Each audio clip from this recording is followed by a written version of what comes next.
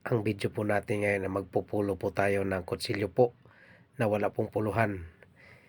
Dahil po katatapos lang po natin maghasa niyan. Hinasa ko po yan sa grinder para at least magamitan kasi tinatapon-tapon lang po. Kasi wala pong hawakan tapos hindi pa po nahasa yan. Kaya pagkatapos ko hinasa guys, ginawan ko po ng puluhan. Ayan, nakikita nyo naman guys, hinulma ko po sa kahoy yan na manipis. Nara din po yan.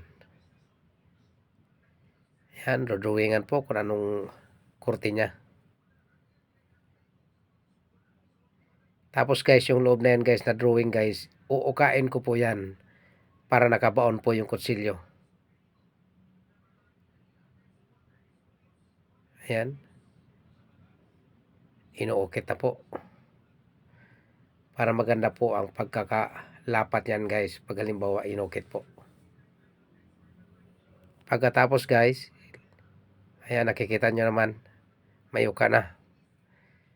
Pagkatapos yan guys, babarinahan po yan. Para magkaroon po ng rematch yan. Ayan, kailangan po, sureball po. Ayan guys, yung pagtatakipin po yan. Para mabarinahan din po yung kabila. Para pantay po yung butas. Ayan.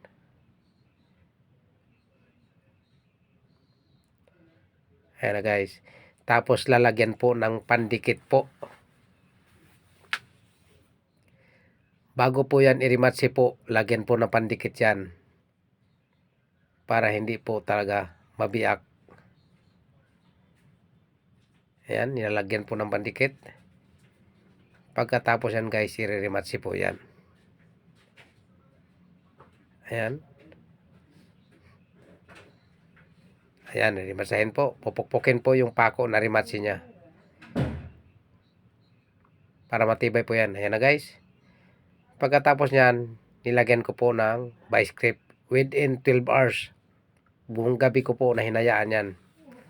Ayan, matigas na po.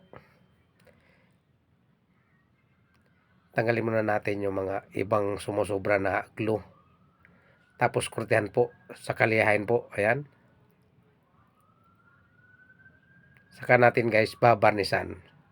Para medyo maganda naman.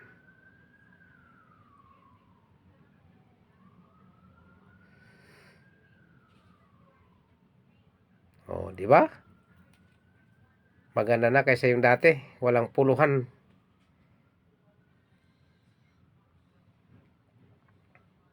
Oh, di ba? Okay na.